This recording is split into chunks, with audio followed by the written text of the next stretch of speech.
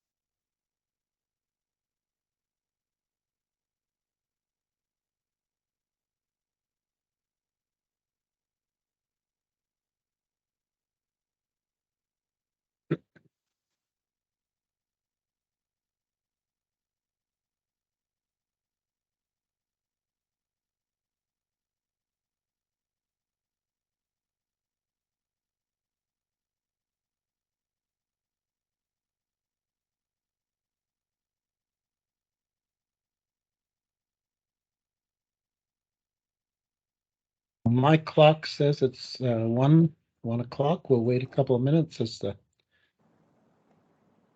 welcome back, Commissioner Adams, Commissioner you. Devlin. Good afternoon.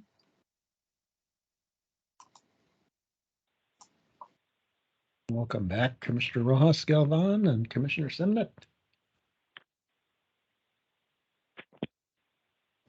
Thank you, Chair Cross.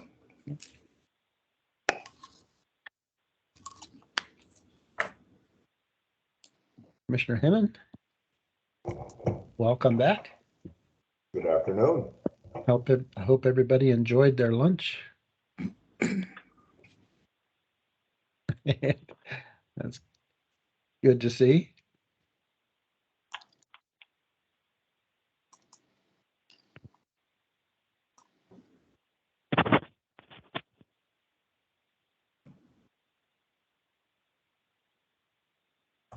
I think we have Commissioner Rohan. Let's see. I'm checking my Commissioner Lujan Valerio. Are you back with us? Not yet.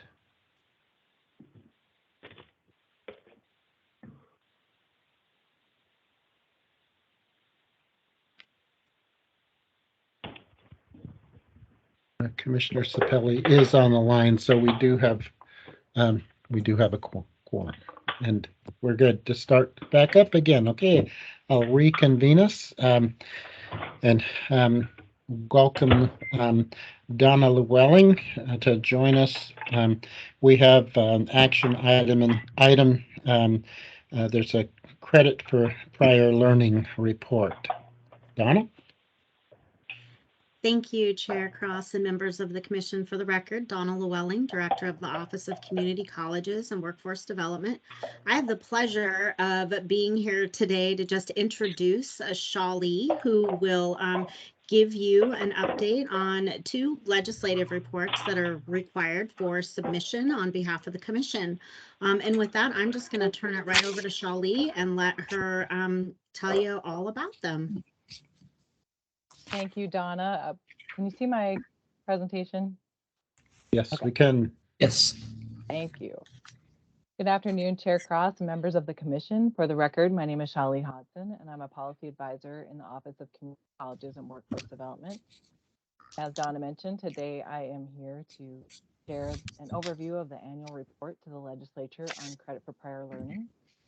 Also, before I jump in, I wanted to note a change from the documents you have in your packet. I have revised this report and the competency-based education report to move from references to bills that are in some cases 10 years old to actually referencing the Oregon statute in order to provide the most up-to-date information and clarity. Just want to reference that.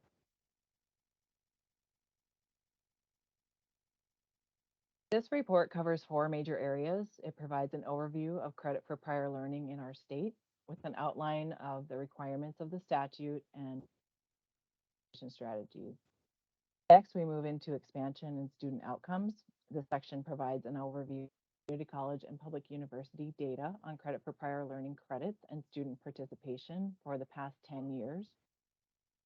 The third area of the report is funding to support expansion, and section covers federal and state funding resources and investments that are currently supporting capacity building and expansion of credit for prior. Finally, we wrap up with policy recommendations related to prior learning standards, lessons learned from capacity building, and adjusted programs. Shayla, you're breaking up, and I think might be a matter of being closer to your microphone. Or okay, let's try this. Is that better?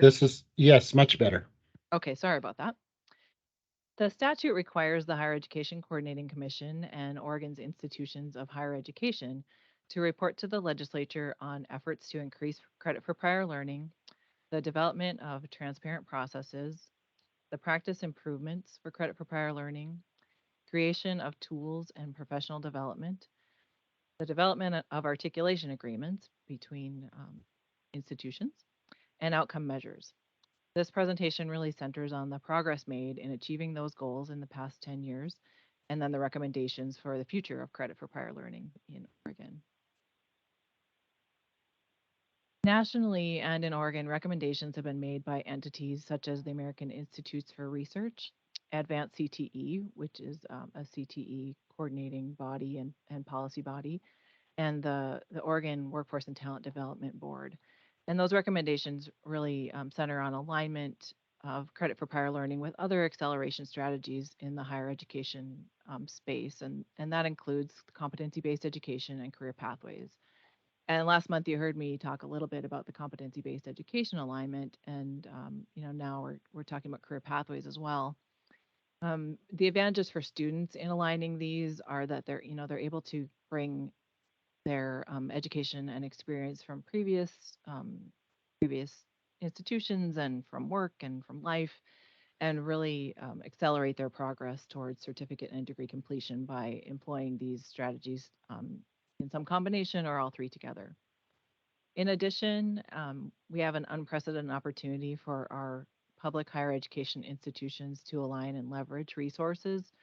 We have some federal resources from the U.S. Department of Labor, and of course, the legislative investment of Future Ready Oregon. And taking those resources and aligning across programs, institutions can build capacity and meet the needs of students and employers throughout the state. One last thing on this alignment piece is Advanced CTE has published a self-assessment tool, and that tool can support institutions as they work to align and expand their programs and improve their programs. The tool has been distributed as a resource to the institutions and will also be reviewed by the Credit for Prior Learning Advisory Committee to determine where we have successes and then opportunities for improvement statewide.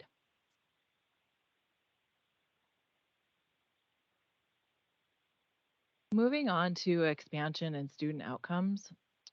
The data on credit for prior learning the past 10 years includes 9 of the 17 community colleges and all 7 of the public universities. The community college data is somewhat limited by some inconsistent implementation, coding, and reporting.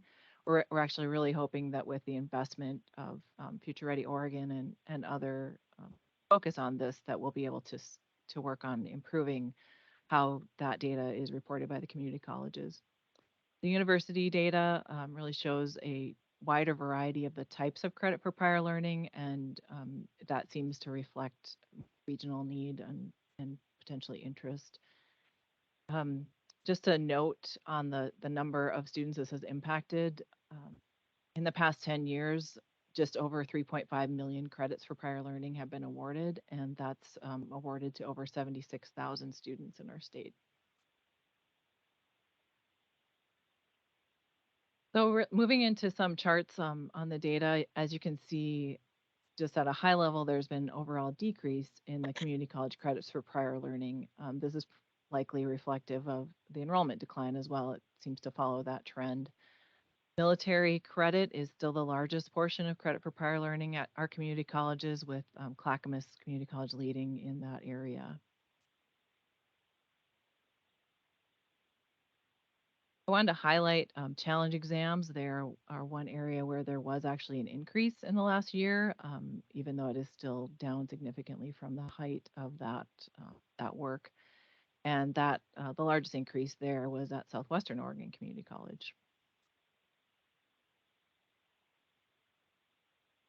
Following the trend of the overall decrease in credit for prior learning and enrollment declines, we see a similar decrease in the other credit for prior learning, which is the less common types, including professional licenses and technical certifications.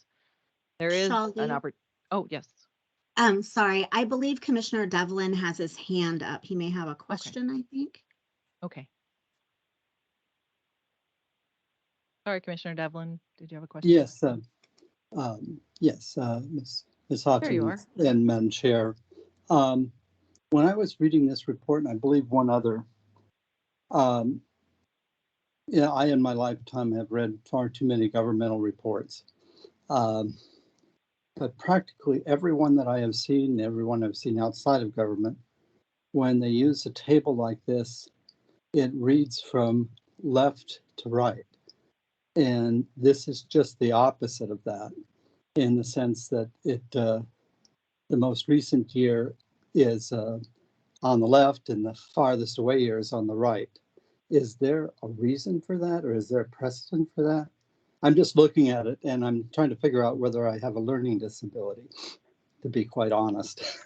My apologies, Commissioner Devlin. The reason is simply this is how it was done the last time. So that is simply the reason. Okay.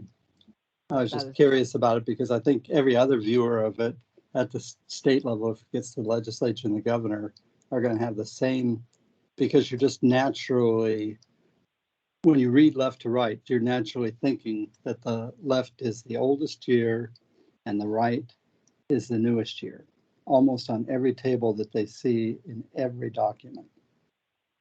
So I'll just put that on the record. And I would certainly take that as a recommendation to make that change. It would not be that difficult to do. That's something the commission would like to see. Mr. Chairman, I do think it would be beneficial. I don't know if we need to make a formal recommendation or not. I don't think we need to make it formal, but I certainly agree, and I see heads nodding that will help the clarity. So, Okay. yes, so I will take that recommendation and make that happen. And I think there are two reports that are like this. I might be wrong, but I think there's at least two other reports go this direction. I might be wrong, but this is the first one I saw. Thank you. Yeah, thanks for that recommendation. As I was saying, I think this is an area where there is great potential for improvement and alignment, and I think a place where commission staff can work with other agencies to support colleges and how they help bridge that ability to provide credit for professional licenses and technical certifications.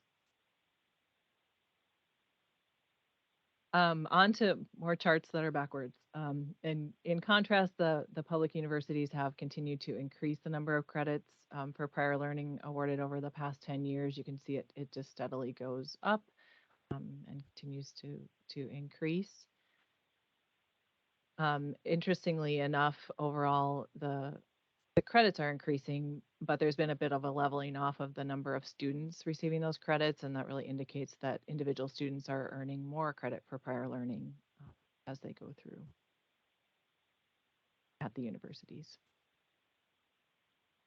I just wanted to make note of this. As I mentioned earlier, there's a wide variety of types of credit for prior learning awarded by the public universities, and while I was looking at the data, I noticed the trend that there are three types that are common, and those are advanced placement, college level examination program or CLEP, and military training. And the others seem reflective of regional differences. Just wanted to note that there's quite a variety of what's being offered.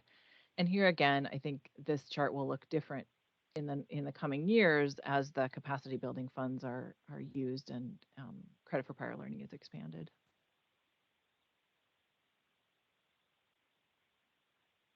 So speaking of funding, there are those variations we're seeing in the data, and as I've mentioned, I think that is largely due to some capacity issues. And as we now have some funding to support this work from a couple of different sources, I think we will see things expand significantly over the next few years. There are two funding sources that I've highlighted in the report that have the potential to have a significant impact. There are 9 colleges participating in the Strengthening Community Colleges grant from the Department of Labor. And those colleges are receiving dedicated funds to expand credit for prior learning and also review their policies related to credit for prior learning and make changes and ensure that those policies are not limiting for students and not creating barriers, and also looking at alignment across the state in those policies. The focus of that grant is manufacturing and cybersecurity, and each college had the opportunity to choose what their focus area would be. Some are doing both. Several are just doing one or the other. The work on this grant is being led by Mount Hood Community College, and there are 2 years remaining on the grant period. The grant includes many other strategies, including expansion of career pathways in those areas. They're working on digital credentials and badges and other things, but credit for prior learning is a specific strategy with that funding. In addition, as noted earlier by Jennifer Purcell, 19 of the public institutions of higher education in Oregon are receiving funding through the $10 million investment from the legislature through Future Ready Oregon. These one-time grants are supporting the institutions with the capacity to expand credit for prior learning by developing assessment criteria, training faculty and staff, and recruiting priority populations to participate in credit for prior learning. And I wanted to share with you some of the activities and strategies that the institutions are doing. When I looked through the 19 grant applications, I was able to identify many activities that were common across at least 2 or 3 of the institutions. Some of them are common across all of them. There's certainly more detail in the report, but wanted to share just a snapshot of these activities. The funds have been awarded. Institutions are starting implementation. We are doing a sort of interim initial report on this work in January of 2023, and all the institutions will be reporting their progress on their activities at that point, and we'll be able to share that with you and also with the legislature as they're making progress towards implementing these funds. This was the Future Ready Oregon, as noted earlier, was a one-time investment of general fund for the credit for prior learning, and so they will have these funds through June of 2023.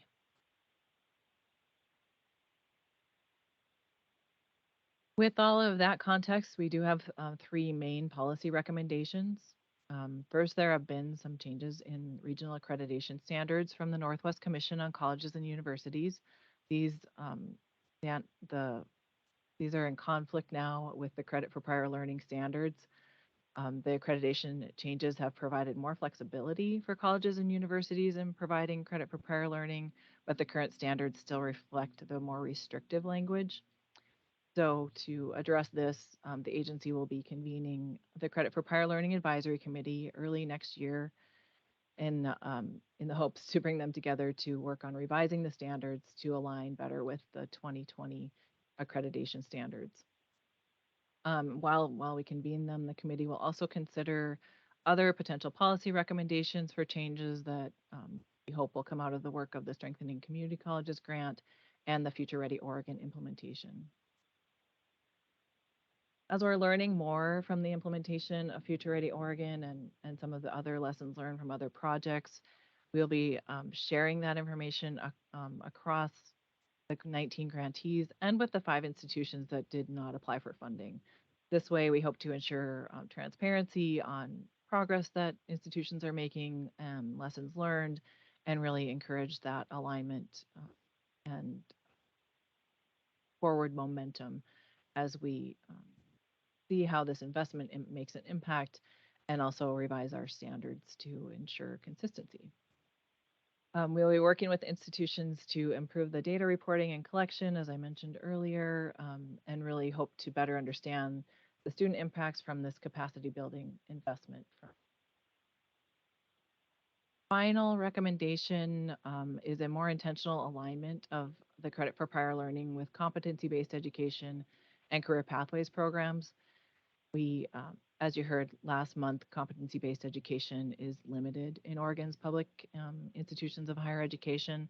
We do have a pilot project that will be starting soon that was funded by the legislature, and hope to use that as a case study and work with that institution on how they can align their credit for prior learning strategies, their competency-based education and career pathways programs, and then also work with the other institutions to do the same.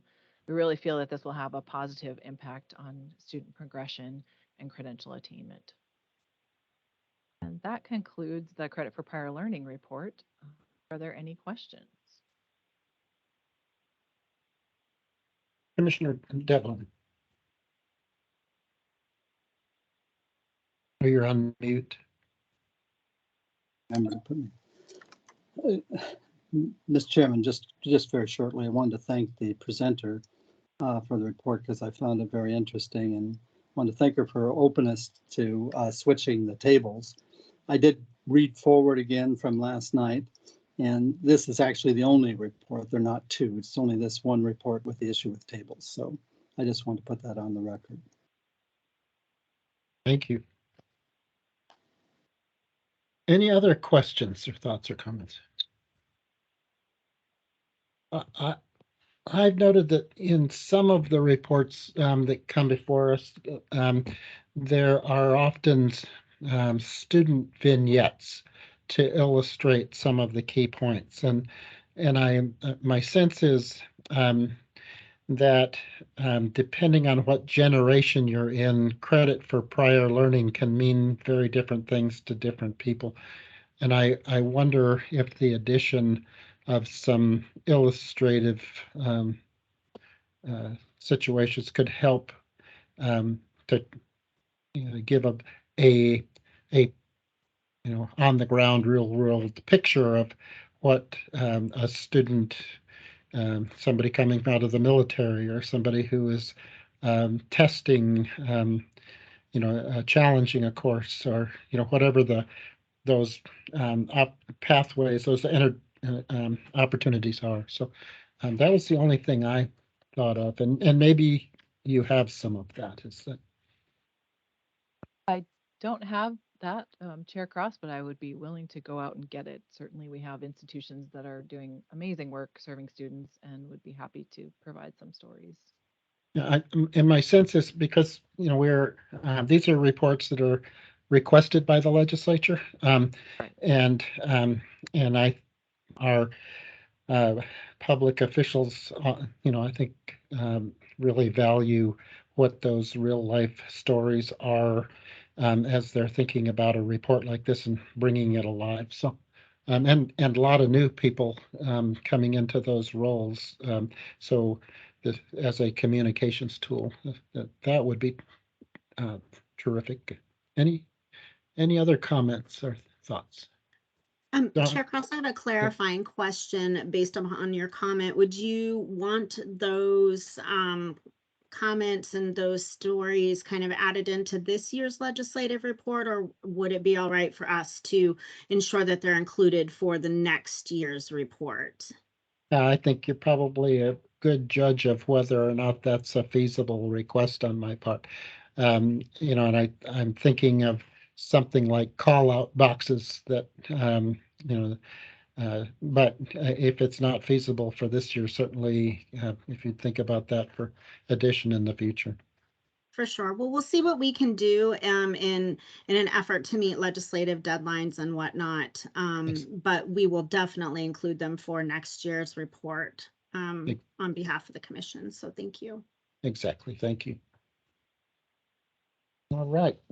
Any other comments or questions about the credit for prior learning report? Thank you, Shaylee, for your hard work on this. The next item on our agenda is the competency-based education report. So, and you're still with us.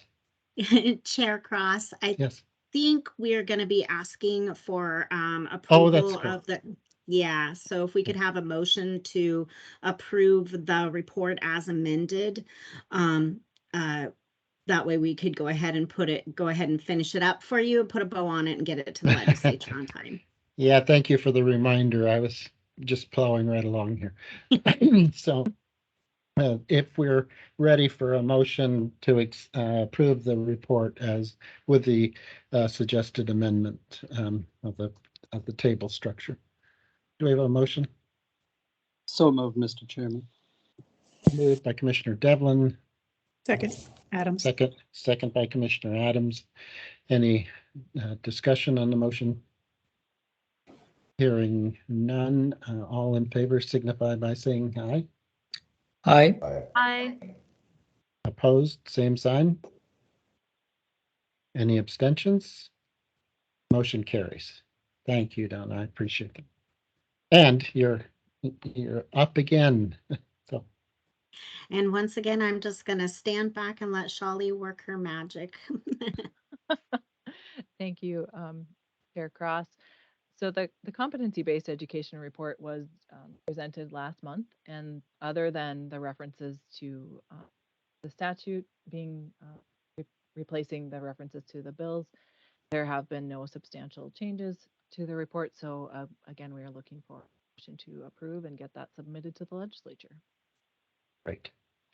Any questions? Commissioner Hayman? Yeah, I have a quick question. It actually relates to both of the reports. Can you clarify for me whether credits awarded through both or either credit for prior learning or competency-based are included amongst the reimbursable FTE for the purpose of funding? Commissioner Hayman, I will be happy to answer that for you. The answer is it depends. So credits the credits themselves that are earned are not eligible for FTE reimbursement at this time in the current funding distribution formula for community colleges.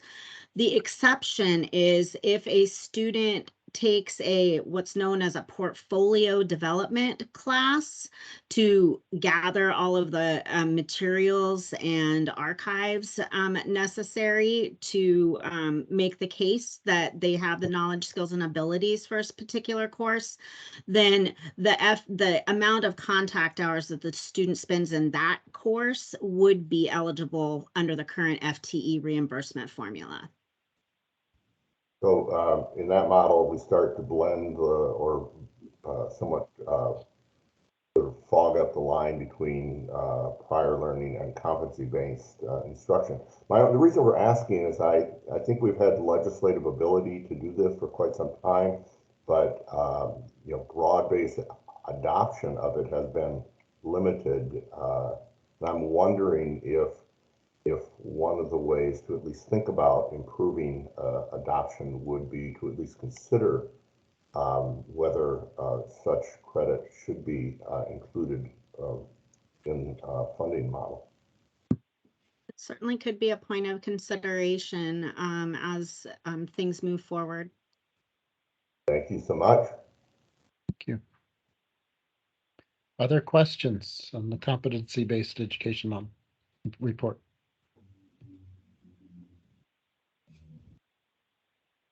If there are none, I think we're ready for a motion. Would somebody like to move to approve the competency-based education report? Commissioner Hayman moves approval. I'll second that. Commissioner Rojas Galvan seconds. Any discussion on the motion? Hearing none. All those in favor signify by saying aye.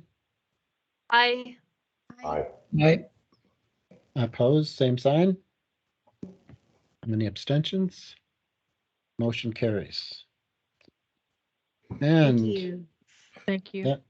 then the final item for action on is the Oregon National Career Readiness Certification Program report.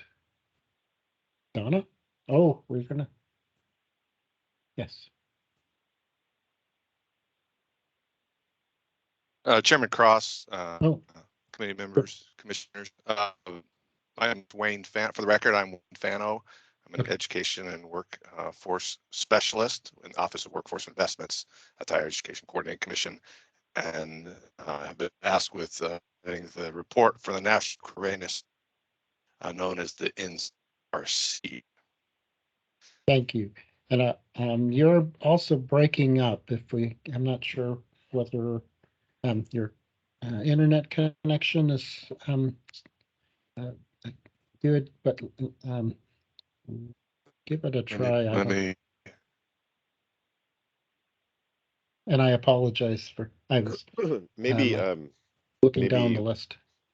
Perhaps Wayne can try turning off his video. That might help with his internet if that's part of the issue. Okay. How's that sound? Is that an improvement?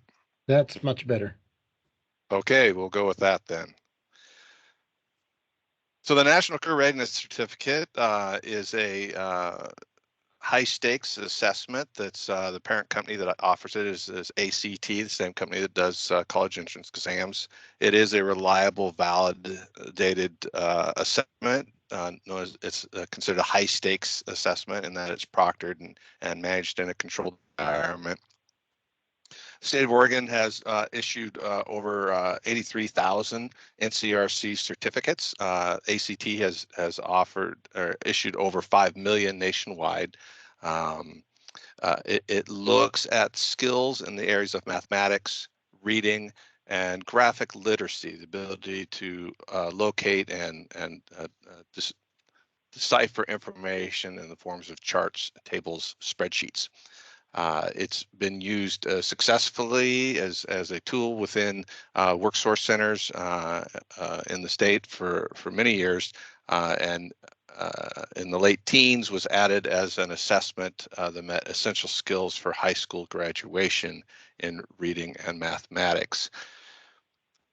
With the advent of the pandemic, we saw a significant decrease in numbers. The report is in your packet, and if you're following along with the numbers, we went from just shy of 7,000 in 2019 to a low of just over 1,500 in last year's report. We have seen an uptick in assessments and certificates that have been issued. One of the reasons that we've haven't seen a full recovery is part of the pandemic and some of the response by government is the elimination of the essential skills for high school students to show essential skills because the inability to perform high stakes testing, face-to-face testing, and so that assessment really wasn't available to them. And so in the 2019 report, we saw about half of those certificates were going to high school students. So that's pretty much off the table. The other confounding factor is the current economics with hiring, the need to show essential skills, or excuse me, to show employability skills in many sectors isn't there. The ability just to show up is the one factor that's many employees are having to show for themselves. So we haven't seen the demand return.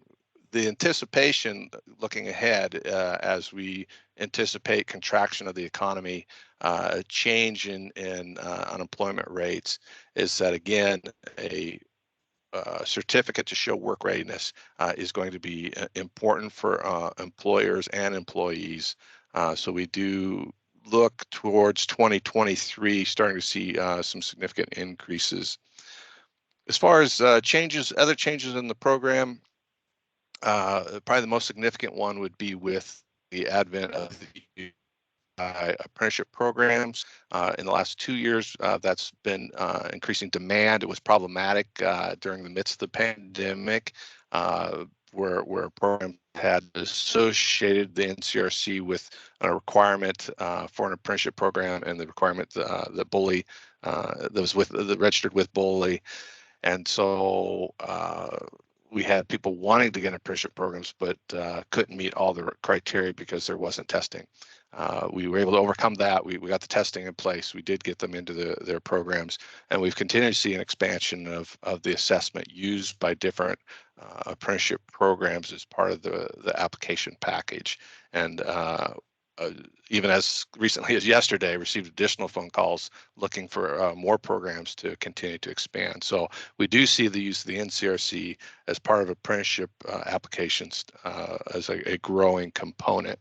And we continue to use it as part of this SNAP and STEP program. STEP is the SNAP Training and Employment Program through the Employment Department, where people who are long-term on state and federal benefits opportunity to move towards employment and off of state support. We have supported that program with the NCRC and additional funding through our office. and very happy with the results in that. You asked Shali and Donna for examples. I don't have one off the top of my head. I know the employment department can give example of the benefit of that program. They've documented that quite effectively, but we are very happy to be part of the STEP program. So, as far as future recommendations within the report is to continue to expand the NCRC through apprenticeship programs in the state and meet the needs for that expansion. Mr. Chairman, Commissioners, that is my report. Thank you. Any questions for Wayne?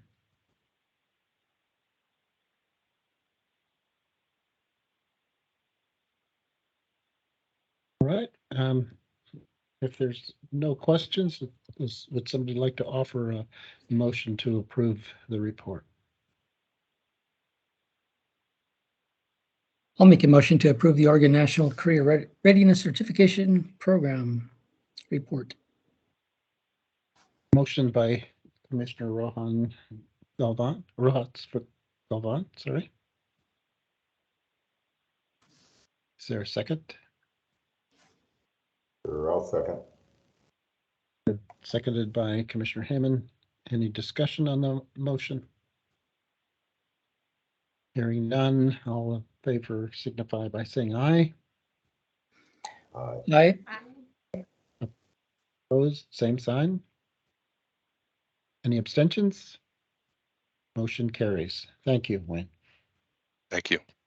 And now Don is back with us. I was looking at the wrong line a minute ago here. So to talk with us about the HECC program approval process. Thank you, Chair Cross and members of the commission. I am actually joined by my colleague, Veronica Dujon, who will have kick us off and we'll get started telling you a little bit about our program approval processes for both universities and colleges. Thank you, Donna. Good afternoon, Commissioners. For the record, I am Veronica Dujon, the Director for Academic Policy and Authorization at the HECC. And as Donna indicated, we'll be giving you jointly an overview of how we do program approvals at the agency.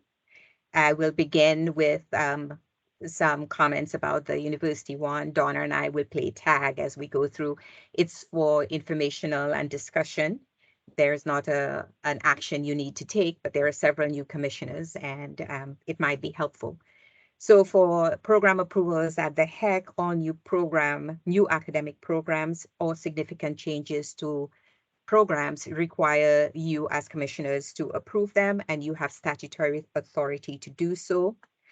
You also have statutory authority for approving missions for the institutions, the universities. Since the establishment of the HECC, since our transition into a higher education coordinating commission, you as commissioners have relied on the institutional boards of trustees and their administrations to make determinations about which academic programs would be in the best interest from an academic perspective or from an economic perspective, and how financially viable these would be. And we have worked collaboratively, I should say, with these institutions in terms of determining whether or not they should be approved. The HECC staff consults with the statewide provost council and with individual institutions in a more rigorous review when there are any competitive tendencies or dynamics between institutions, the public universities, and to make the program approval process both transparent and efficient. And I just want to add a note here that the private colleges and universities do not participate, nor do the community colleges. They are not afforded the similar opportunity to participate when the public universities submit approvals for their programs, for new programs or programs that have had significant changes in how they will be run. And I will hand over to you, Donna, to talk a little bit just about the community colleges. Sure. So for the community college programs, communication and the development and approval of the community college CTE degrees really is an integral part of the process.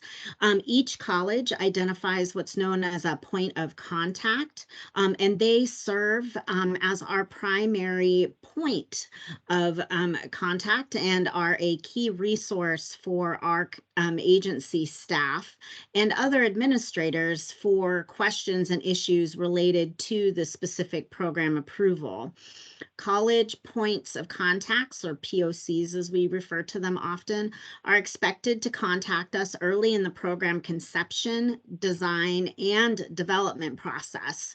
And as soon as that notification is received, we identify and assign an education specialist in the career area related to the new program. And then those two individuals work together to ensure that the programs that come before you for approval are indeed meeting all of our standards. And I will turn it back over to Veronica to talk a little bit about significant change for universities. Thanks, Donna. So significant change in program approvals requires, statute requires whenever there's a significant change or a new program to come before the HECC for approval. And so this is both for undergraduate programs and graduate programs.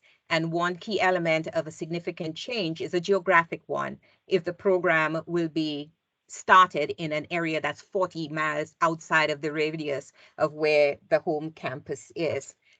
And for community colleges, the program approval process is a little bit different. It states that there has to be a change of 30% or more of the educational offerings within a previously approved program, and that constitutes a significant change.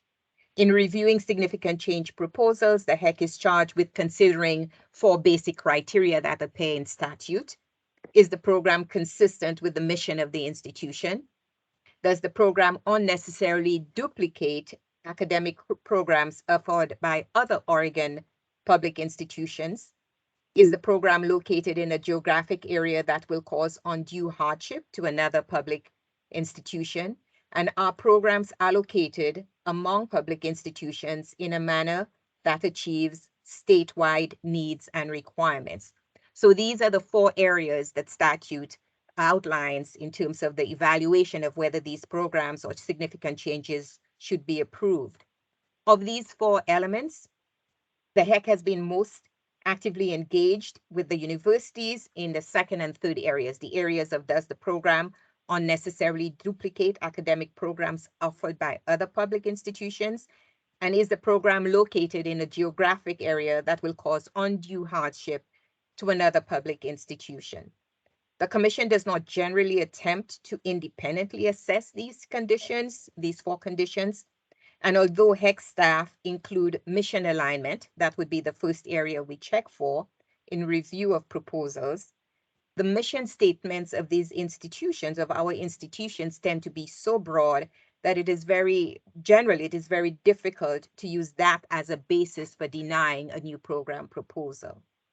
In terms of our experience, or the Commission's experience with program approvals early on, it became apparent, and that was in about the 2015 period, that competitive program development was a problem. And so the advisory statewide provost council, which advises the Commission, decided to collaborate on the development of how new programs would be done among themselves and to have a flow chart that would help them organize and collaborate and work together to arrive at a consensual way of making recommendations to the Commission about new programs or program changes that were coming through.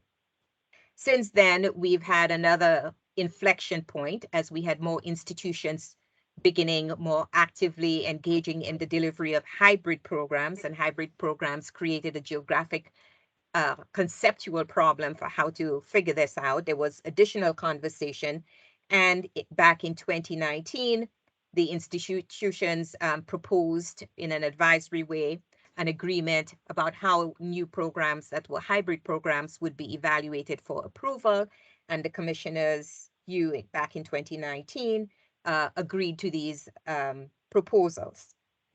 Among other things that we have experience in terms of negotiating and collaborating for new program approvals and significant changes in programs is the need for universities to notify the HECC and each other earlier in the process than what they had been doing before.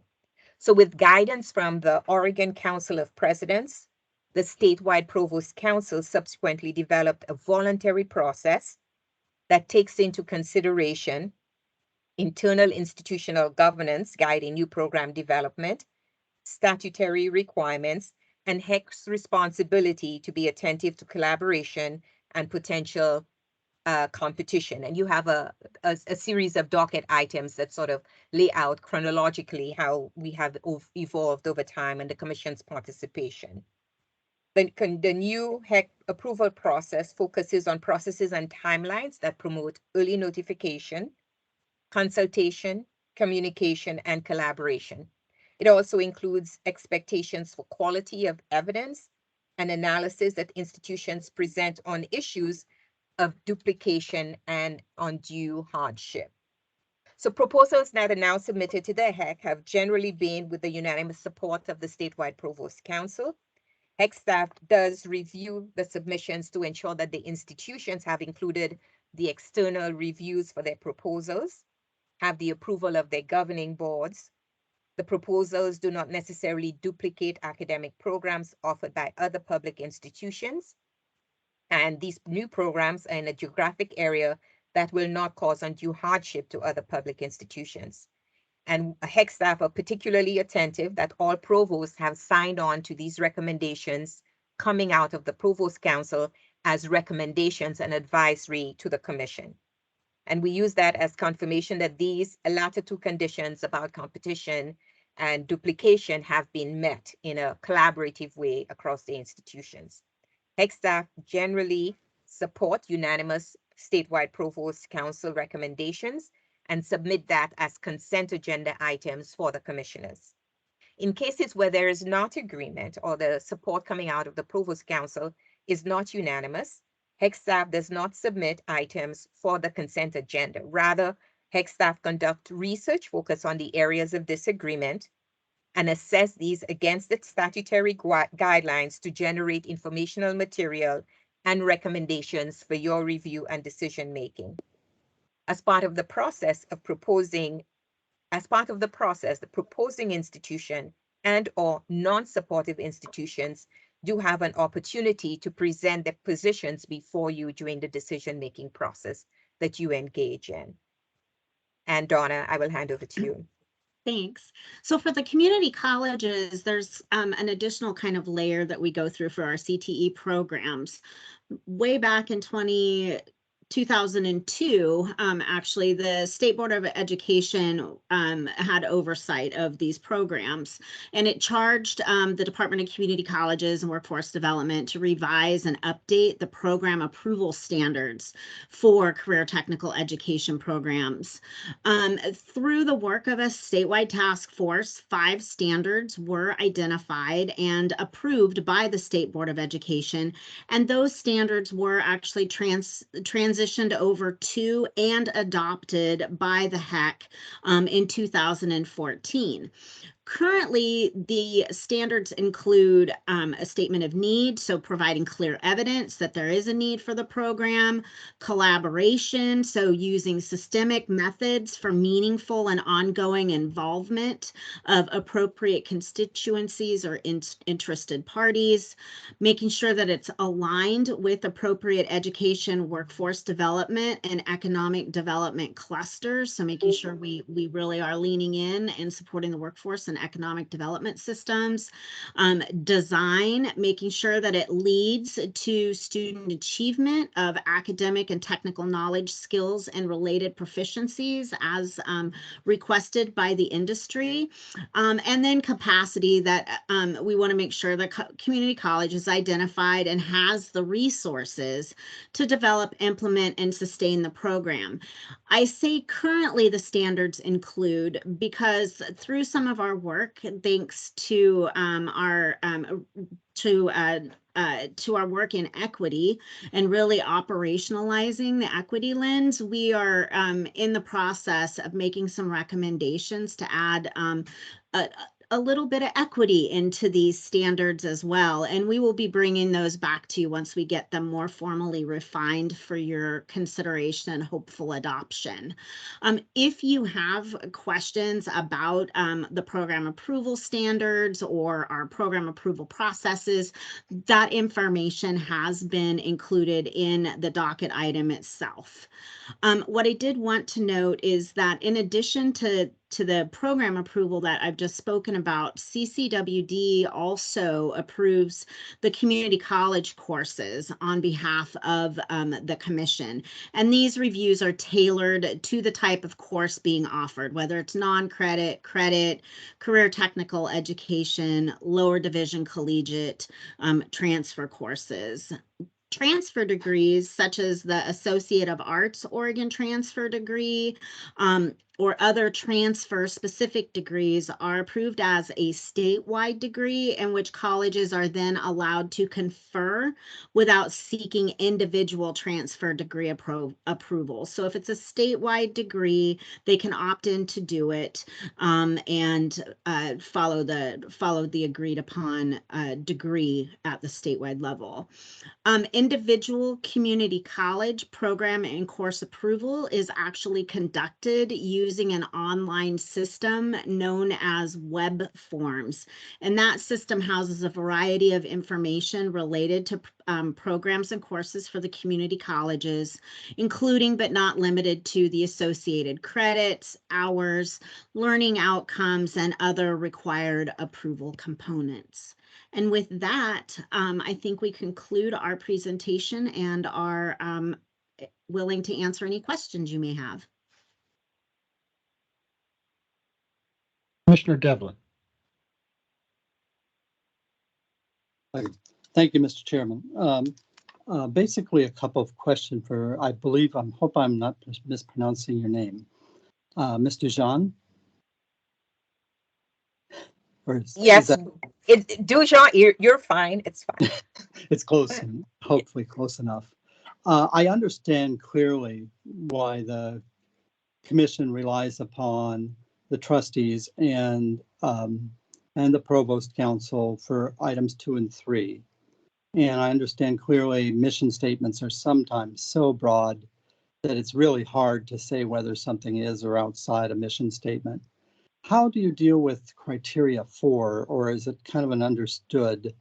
Criteria 4 almost seems like something the commission would look at, is whether you have programs allocated where you would want them to achieve statewide goals. Thank you, Commissioner Devlin. That's an excellent question, because the fourth item does leave open some room for commission deliberations about what is in the state's best interest, that is focused more across the state rather than specific to any institution. So, for example, now we do have the NCHEMS report, and we have seen over time that in the more popular markets or the more popular areas where there's a bigger population and you're more likely to have students, several institutions may want to participate to provide programming in these areas. And I think it opens up a conversation about how to coordinate and how to collaborate across institutions, or how commissioners and the commission might give guidance to institutions about how to match up what's in the state's best interests from perhaps an economic perspective, and how to allocate resources or new programs across the geographic region. So I think it is a legitimate observation on your part for commission consideration. Thank you. Follow up, Mr. Chairman. Yes. This is not actually indicative of anything. I'm just trying to get some history here. In your experience, and I don't know how many years you've been with the commission, how many times has a provost disagreed or abstained from a recommendation? I think perhaps, thank you for that question. I think perhaps I could give more a historical perspective. I think early on, not I think, I joined the commission in 2015. I became a member of the staff in 2015. And just prior to that, and in the couple of initial years I was at the HEC, there was still evolution of how institutions would work with each other. And I think there were times when not all provosts agreed. I think with the experience and over time, provosts were highly motivated and willing to work and collaborate with each other to arrive at a point of consensus.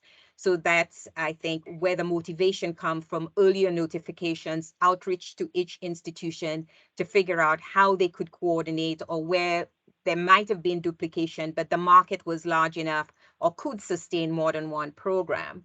So as time went on and with subsequent years, provosts were or have been more willing to explore areas of collaboration and to be supportive.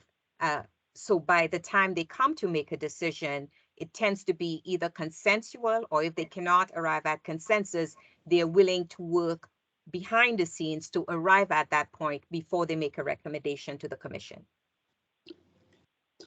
Thank you, Mr. Dijon. Mr. Chairman, one other area that maybe if I could give an explanation for this.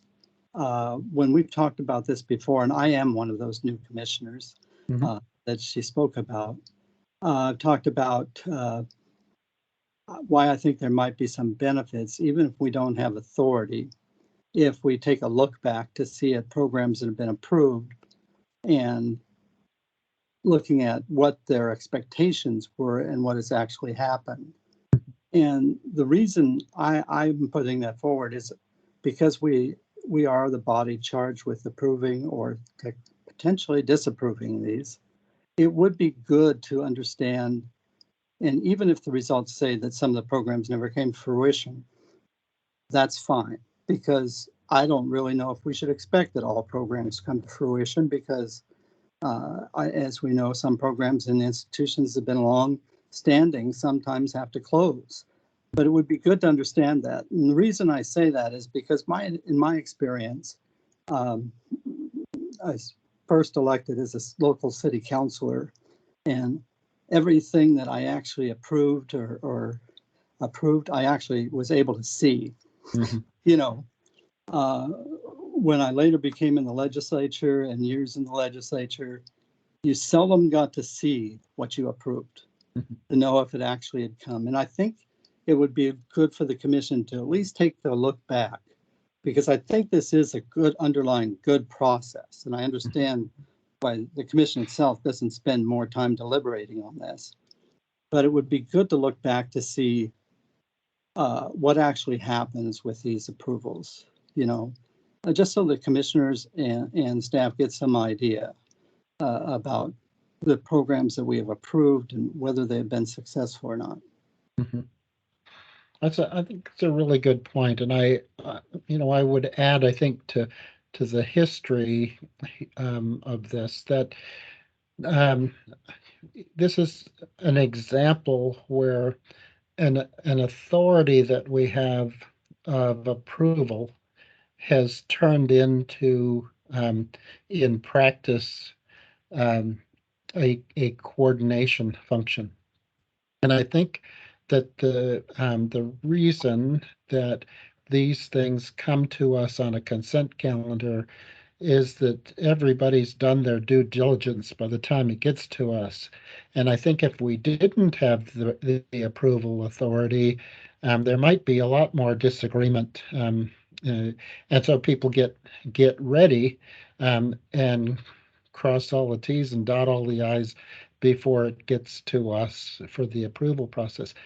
And even though, I'm now, I think, the longest standing commissioner on the commission, I think we've approved every one that's come before us since I was on the commission in 2016. But I do know that that consensus came about through a whole lot of hard work and rubbing off the rough edges in that process. So I think what we can do is ask the staff and Ben to take under advisement your question about checking in on what's happened with our approvals, because I think it does.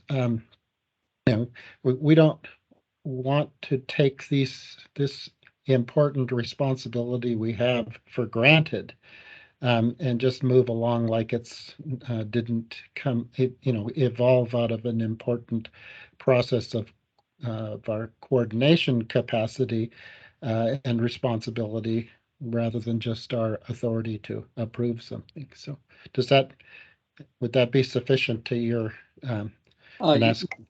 Very much so, Mr. Okay. Chair.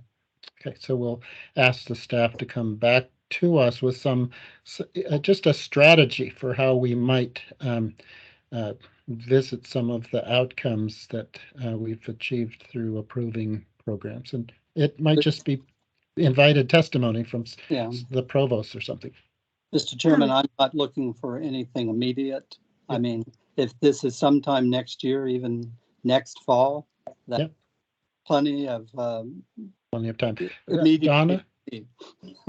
Thank you, Chair Cross. And Commissioner Devlin, I did want to note that for the community colleges, particularly in the area of career technical education, we do on-site community college visits where we go and meet with the career technical education deans. We do go and check out some of the programs, and we take a look at the data for those particular programs. So if it pleases the commission, I would be happy to, after the latest round of those visits are completed, come back and provide an overview of some of the things we saw along the way. Cool. And Victoria? I'm sorry, Veronica? Thank you, Commissioner Cross. Commissioner Devlin, I did want to indicate in terms of the approval process, and Commissioner Chair Cross referred to it, institutions go through a rigorous process of proposing new programs or significant changes to programs that involve an external review, and the external review essentially asks questions about whether they have the appropriately prepared faculty, will they have students that will enroll in the program, is there an economic need or a market need, and what will be the contribution of the program over not just immediately, but a longer term planning for 5 years out. So internally, the institutions do go through a rigorous process in terms of making sure they can support programs. I can add that what I have noticed over the last few years, whereas we do not see programs being decommissioned, we have seen a number of courses in existing programs being repackaged into new programs. So for example, with data analytics, or some of the more recent areas that indicate a strong market need, there are courses being drawn from math, statistics, sociology, psychology, and different programs to build out these new programs. So it's a repurposing of resources that already exist, which I think is an interesting or a good note to indicate just how flexible and institutions can be in pivoting to some market needs. Thank you. One of the things that Ben and I've talked about recently is that prior to the pandemic, we routinely held our commission meetings at locations around the state. And Donna's point about visiting, one of the ways that we could learn about this is if we can get back out and visit programs that we've approved and see the results, as that would be a good on the ground lesson for us about and even we've had occasion just to sit down with students and to walk through some of the classrooms at the community colleges while students are working. So let's think about that for if the pandemic allows us to make some travel to different locations. That'd be a great way to learn about this. Any further questions for our staff? All right, well, I, go Commissioner Cross, ahead. I do see a hand raised, but I'm not sure whose I think it is. it's Commissioner Devlin's hand Oh. that was, there we go. We're good. Okay. Thank you. All right. Thank you so much for coming and talking about this important process. We have a break scheduled at this time, but we're running about 15 minutes behind. This, we have about an hour discussion on our the NCHAMS report. Shall we take just a couple of minutes and come back together just to, so we're fresh and ready to listen? Okay, let's take, I'll declare a 3-minute break and we'll come right back.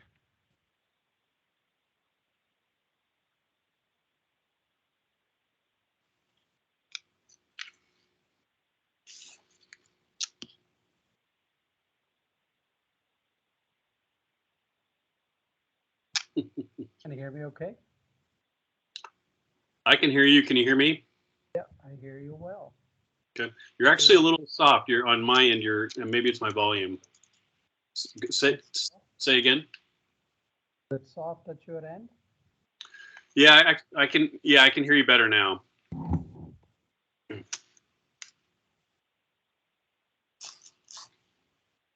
Hello, this is Guthrie Stafford, Commission Administrator. Do I understand that Morgan will be running the slides? Yes. That's okay. Excellent. If there's any problems with that, I have a copy of the slide deck as well, so I can present as a backup, but oh, no, it looks like we're good to go. Excellent. Did that work? I can't see it, so we can see it. You can see it, but how do I advance the slides if I can't? Oh, hold on. Try clicking. If you go to slideshow and hit present, it should integrate into Teams, I believe. Slideshow, neck between animations and review on the top. Did that work? Yes. Okay, so I'm just gonna. Led by arrows. Yep. Is that working? Yep. Okay, great. I can't see you all, so you'll have to tell me when to advance the slides. Okay. Both Tim and I will say next, Morgan, that'll be. Wonderful. Thank you. Guthrie, can you hear us okay on the other side? Tim, if you and Morgan can hear, I guess. How's the volume on your end, Morgan? President Naganathan is still a little quiet, but I can hear President Cook. Let me see here.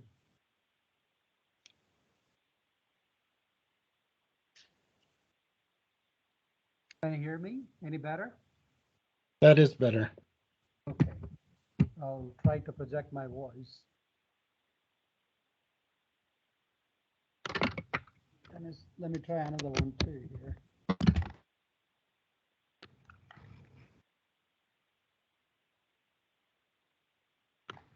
Is this any better? Oh, wonderful. Yes. Much better. Okay. My clock says 2:08. I think we have commissioners back on. Yes, we do. Well, we're pleased. I'm going to call us back to order. I'm pleased to have a report from President Naganathan and President Cook, and we'll on the report on higher education, on the higher education landscape. First of all, just let me thank the two organizations for commissioning this report. It's a significant contribution to our path forward together. So Thank you for being here today to present it, but also for the hard work and the investment of commissioning the report. And with that, I will turn it over to you to summarize. We have set aside 30 minutes for your presentation and the remainder of our time for question and discussion. Thank you. Thank you, Mr. Chairman, and thank you very much for allowing us the opportunity to present the results of this report.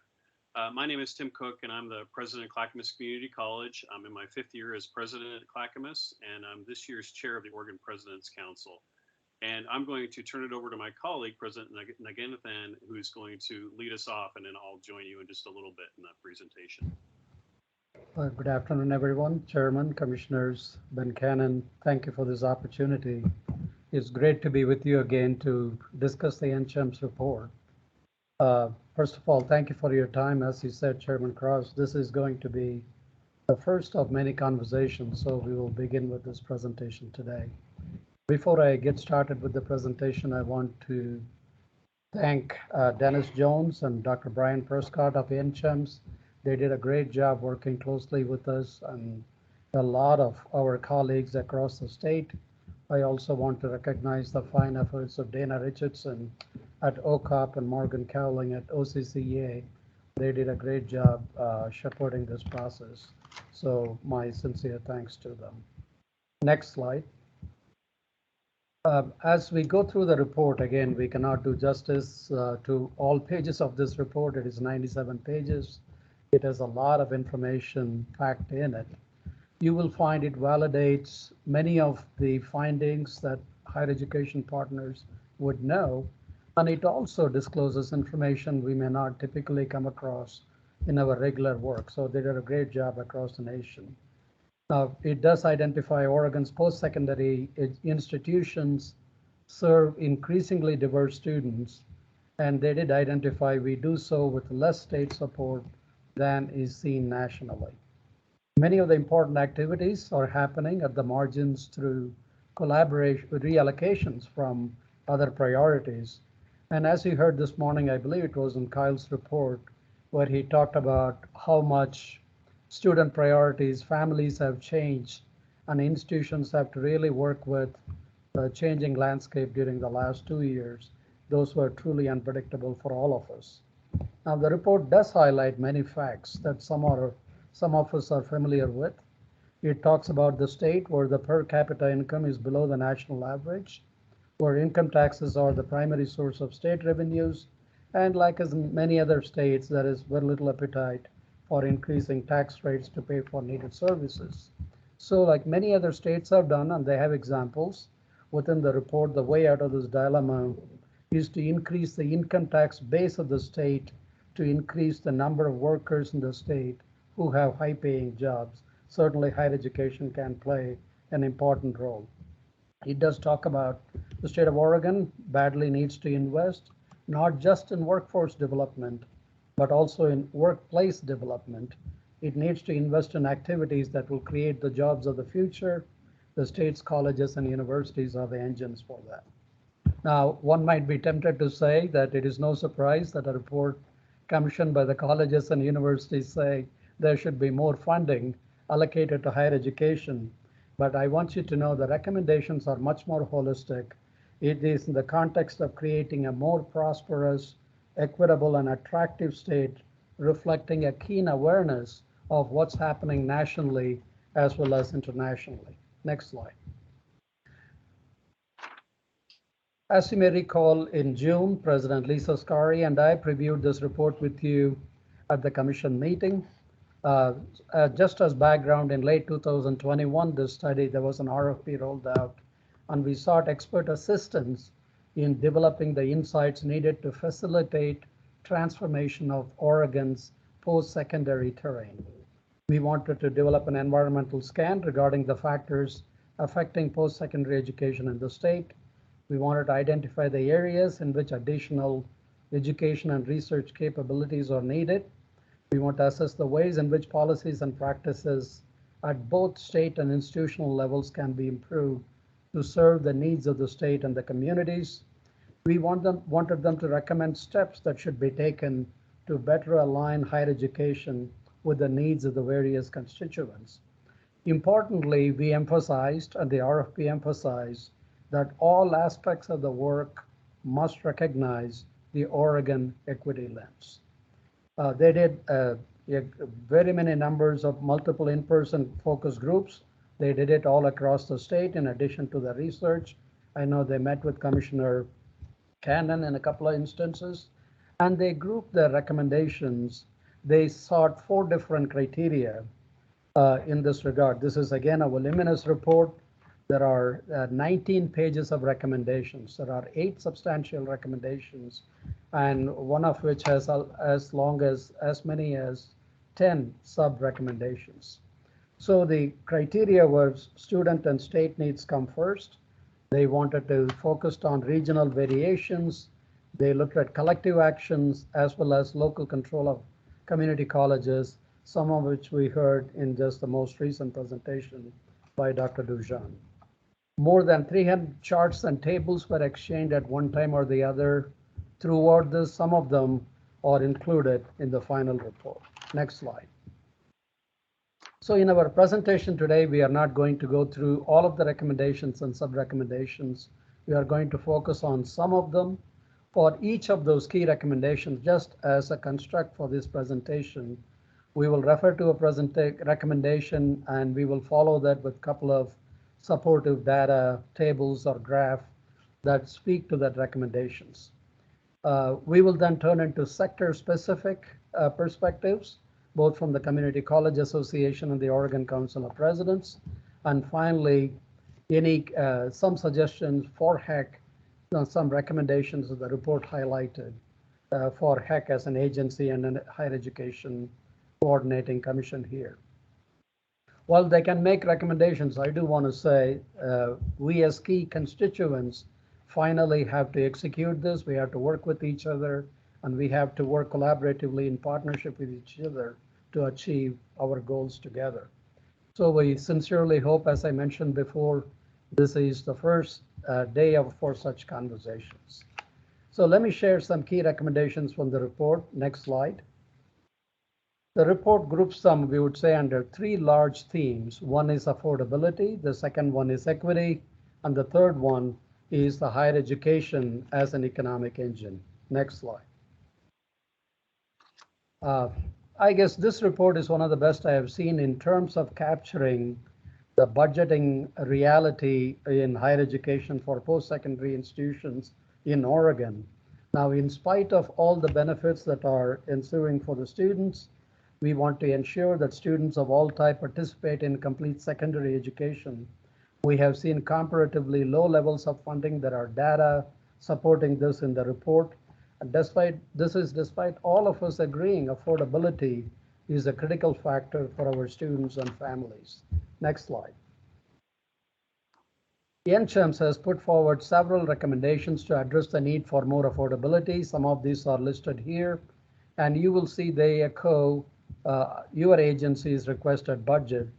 Sub-recommendation G really says it's best. Tuitions are high in Oregon, and state support is relatively low, and college participation is getting lower. So let me present 2 charts that are going to support this. Next slide. As you can see here, what has caused the institutions to be overly reliant on revenues from tuition. You can also see that any increases in state funding are also reflected in softening the burden, tuition burden on students, which is a priority for all of us in higher education. Quoting from the report, Oregon has nearly always expected students to bear most of the cost burden of public higher education than the nation as a whole, and a substantially larger share than its fellow Western states. The student share spiked in Oregon during the Great Recession, but remained at over 50% overall in fiscal year 20. There is an argument for ensuring that tuition rates for in-state students are stabilized or reduced, and the state backfill any lost revenues to the institutions. And by the way, we are 45th in the nation in terms of state funding per FTE. Next slide. You can see the same dynamic broken down here by sector. This shows that even though Oregon's public institutions are investing as a whole more dollars per student, state funding has lagged the national average, with the difference being made up by the tuition.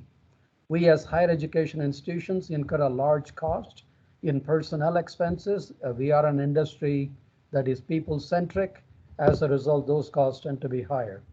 The level of benefits paid to the employees by the state's academic institutions is higher than most other states. Now, President Cook will speak later to the funding levels of community colleges, clarifying these graphs. In speaking for the universities, state funding to the universities was just 2/3 of the national average level, while Oregon's universities collected more than 50% more revenue from students than public institutions nationally did. President Cook will now present key findings related to equity. Okay, thank you, Nagi. Next slide. Yes, thank you. So policymakers and post-secondary institutions in Oregon have coalesced around the need for Oregon to prioritize equitable participation in higher ed. And the NCHM's report describes a virtuous connection to the participation and health of the state. So this is something I think we all agree on. And I would think we'd also likely agree that there's clearly a strong social justice argument for this more equitable Oregon. And there's also a strong economic reason too, as we look at the changing demographics of the state. As our older workers retire, they're going to need to be replaced by new skilled workers. And these will come from a population that is increasingly diverse. The key takeaway for me here is this final sentence on this slide. The success of underrepresented students will be key to the success of Oregon employers. Next slide, please. So equity is a cross-cutting issue that can and should be addressed using all of the policy tools that we've previously described here today. And you were talking about some of these earlier in your meeting today as well. To achieve these equity priorities, we're going to need explicit targets. And we're also going to need to measure progress toward these targets, and then use the data to impact both policy and operations at our institutions. And the role of HECC in this arena is to continue to maintain equity as a state priority, to make equity a factor in performance funding, and to emphasize progress in achieving equity goals as an element of the annual accountability report. The coordinating commission can also serve as the convener of conversations focused on sharing good practices.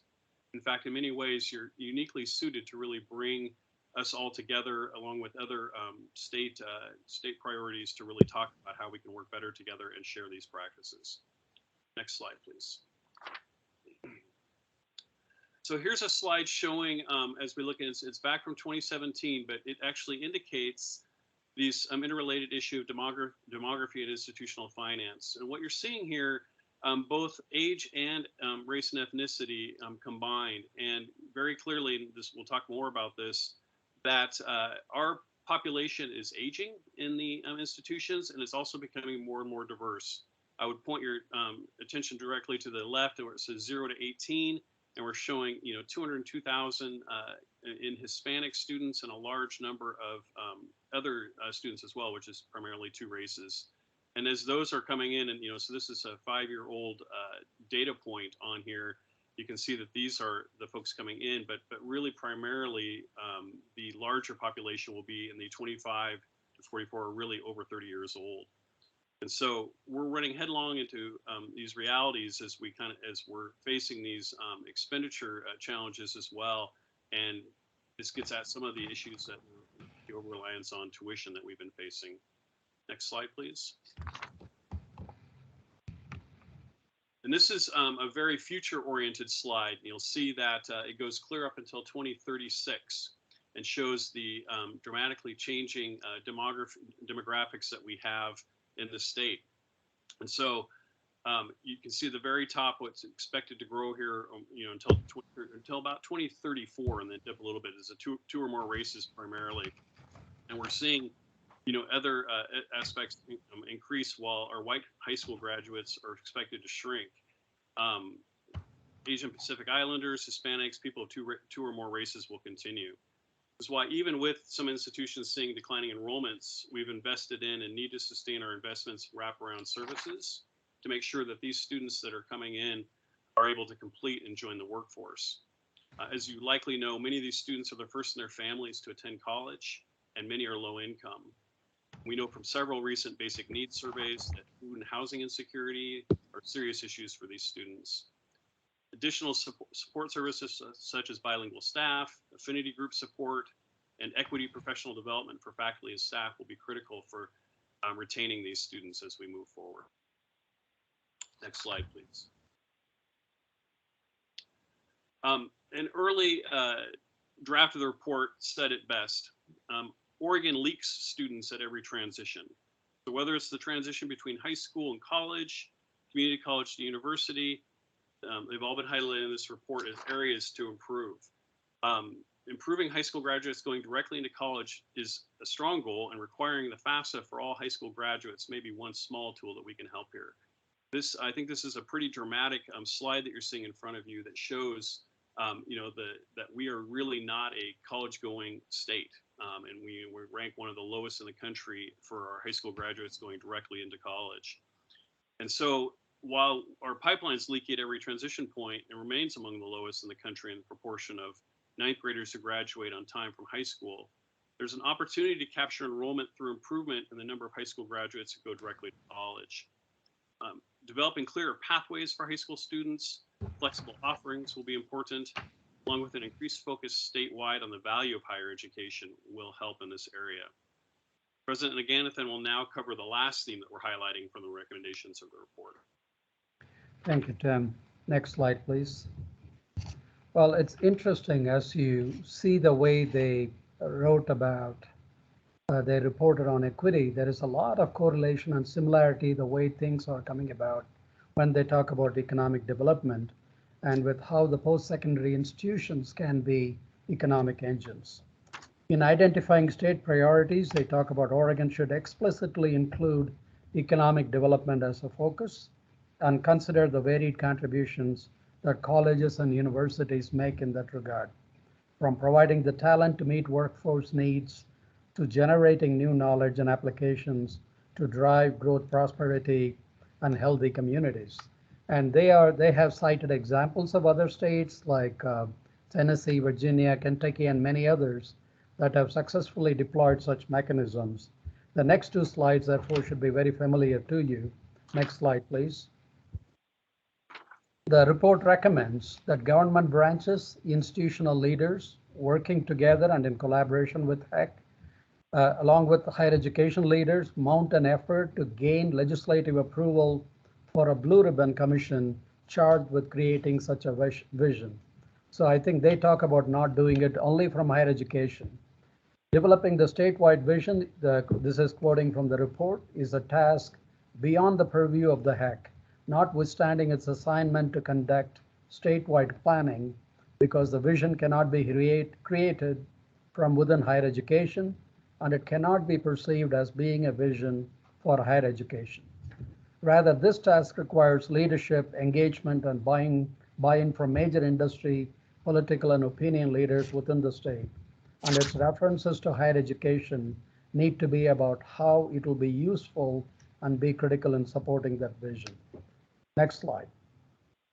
NCHEMS, obviously this slide should not be a surprise. It makes the case through increased expected earnings for those who participate in higher education and earn a degree at various levels. The next slide. Also, you can see the resiliency of degree holders in the labor market. This is data that clearly shows that more highly educated an individual is, the less likely they are to suffer economic reversals when the country falls into a depression. Education, for sure, is a resilience insurance policy, as the report says. Now, President Cook will talk about findings that particularly resonated and are specific for OCCA. Tim? Next, thank you, Nagi. So there are several themes and recommendations specific to the community colleges that I want to make sure we highlight. In addition, I'd like to provide a little more context to the narrative in the report about the level of funding community colleges are receiving currently. Next slide, please. So as we've been discussing, and as we know, I think community colleges are a key provider of workforce for established employers and are well known for their ability to rapidly respond to evolving workforce needs. Particularly, it will require making college affordable for the many older part-time students who make up a large portion of community college enrollments. This is upwards of 75 to 80% of students at most community colleges are part-time.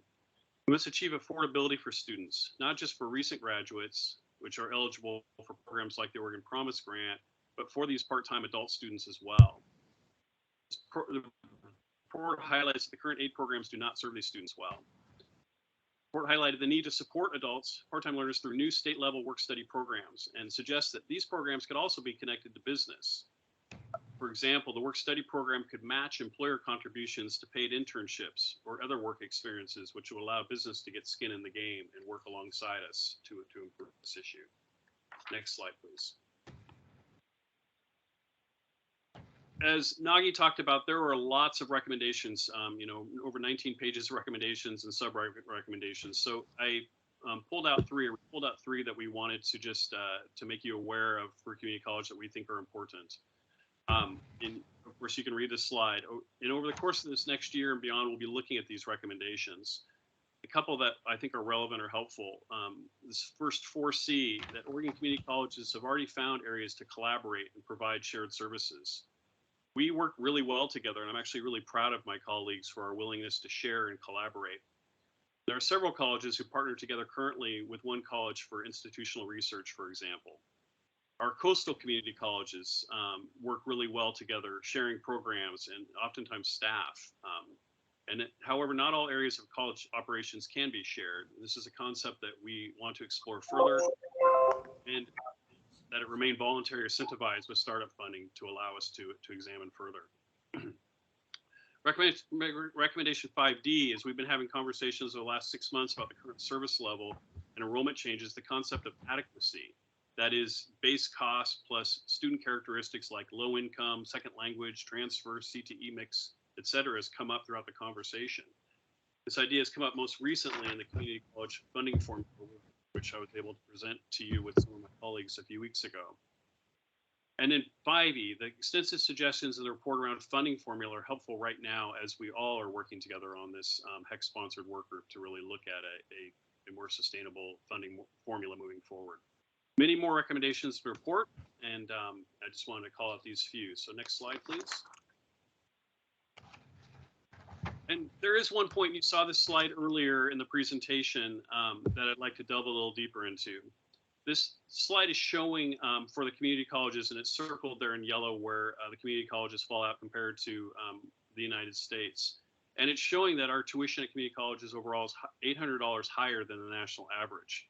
And we know the populations we serve are price sensitive, and we certainly work to keep our tuition low and could use more help there and do more work on that. But we also wanted to look at how Oregon provides these aid for students that may be non-traditional or pipeline adult learners. And I'd like to talk about the blue bar here on this graph, which also is higher in this than the national average. So looking at the slide, you think that we have significant funding, much higher than the national average per student. However, as you dig deeper, the footnote, this data does not include our non-credit enrollments. And this is very important and leaves out a huge portion of the students colleges serve. In Oregon, non-credit classes and enrollments are included as reimbursable FTE, which means the Community College Support Fund is used to support these programs. Oregon has made a policy decision to support and encourage college non-credit enrollments. The important distinction is that hobby classes like personal enrichment are not included in reimbursable FTE. The next slide will look at what non-credit enrollment looks like actually at each college. You'll go to the next slide.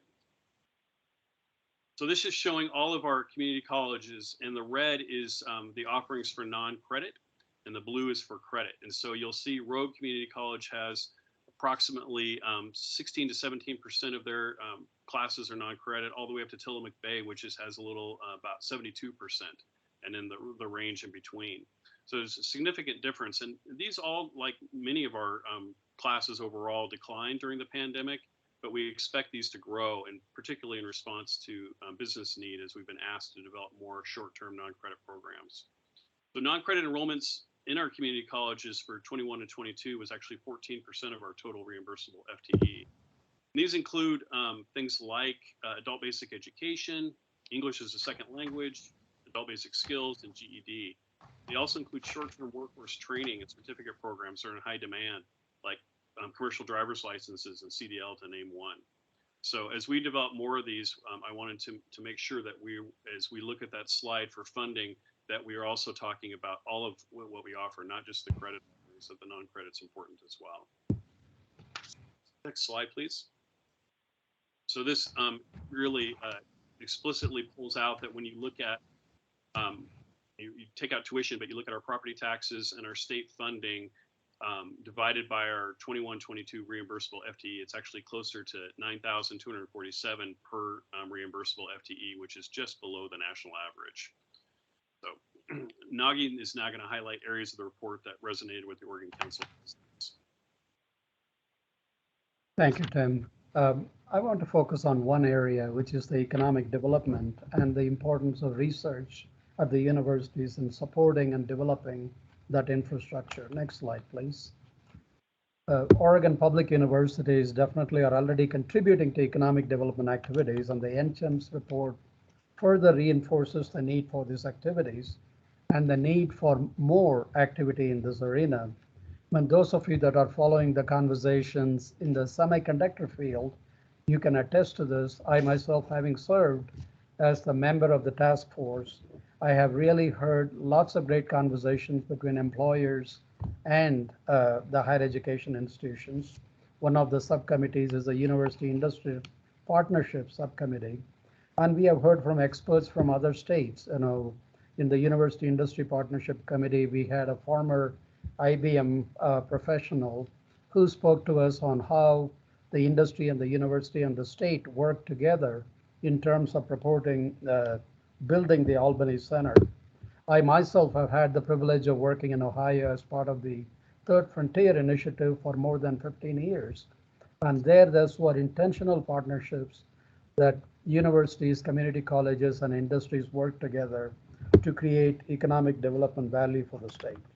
But as I said, it has to take intentional initiatives. We just cannot wish for it. That also means we have to talk about tertiary attainment levels. Next slide.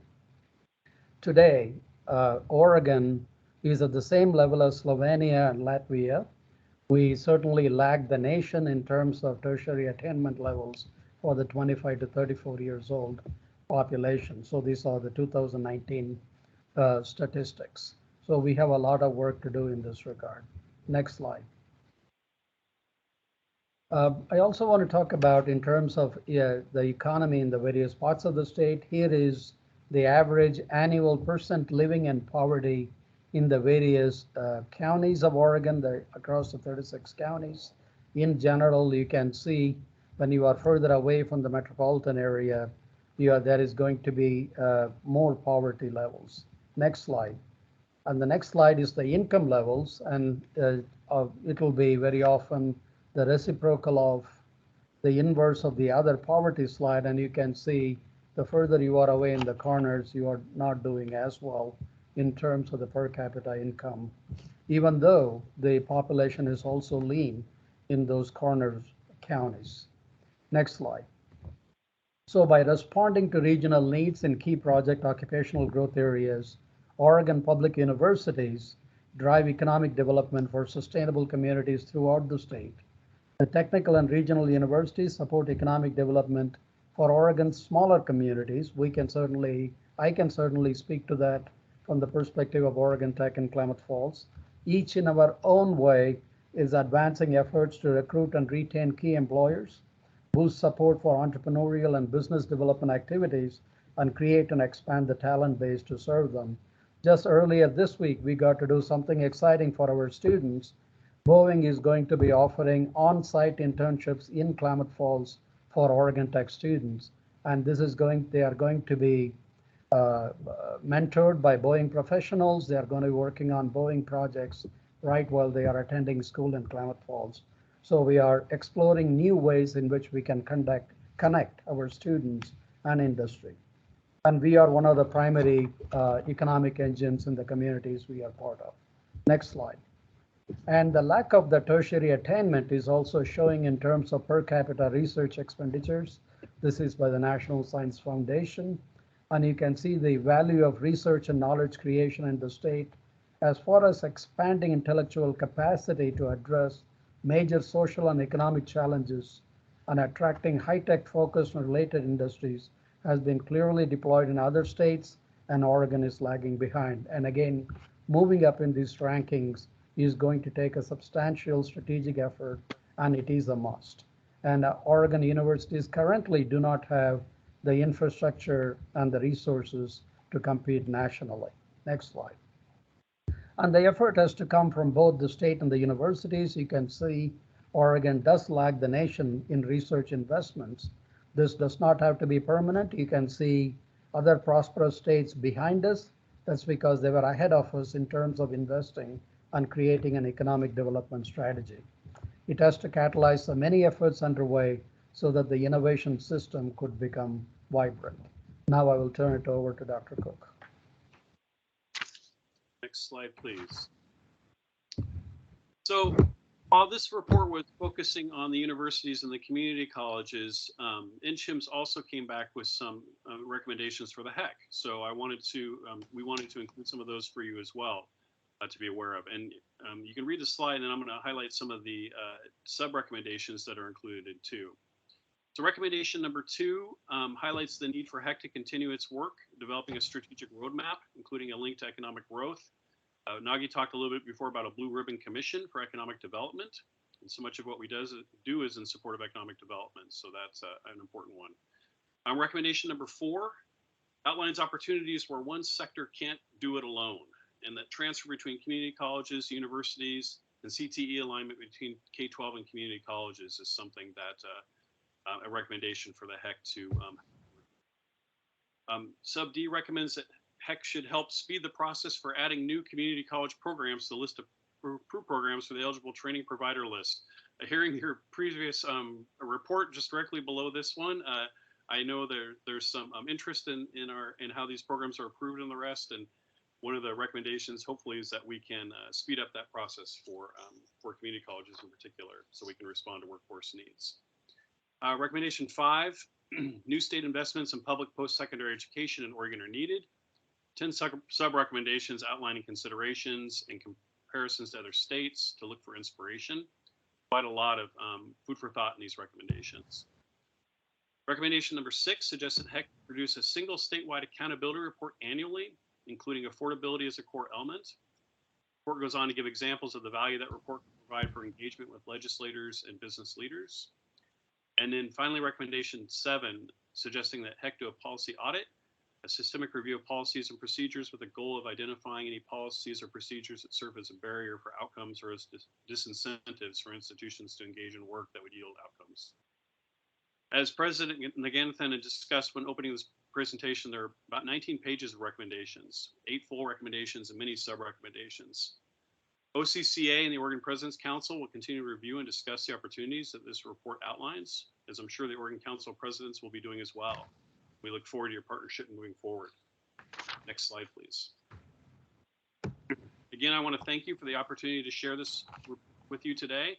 The good news is that much of the data and findings in the NCHIMS report support the priorities of this commission and the public universities and community colleges.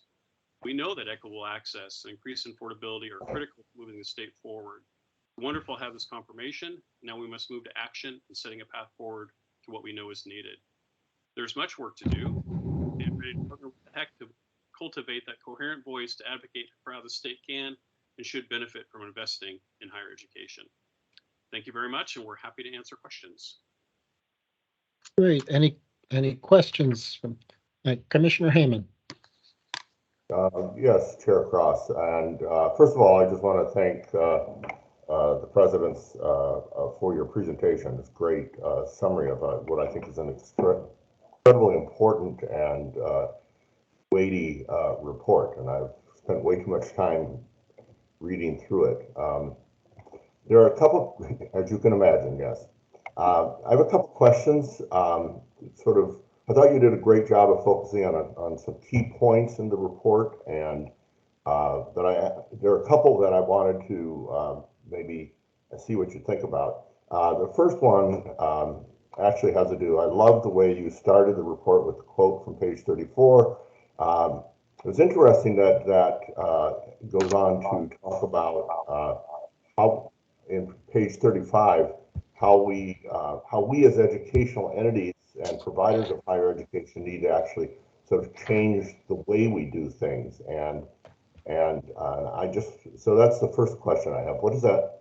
How, it's not just doing what we do better. It's like, I think Dennis and Enchant is pretty clear here that they think we need to actually kind of change the way we do this thing, and wondering what you think about that. I also thought right at the beginning, again, you quoted, but it also goes on to talk about that they would suggest, I think politely, that one of our challenges, and President Cook, I think you addressed it quite well, is we have a long history of not going to college as a state.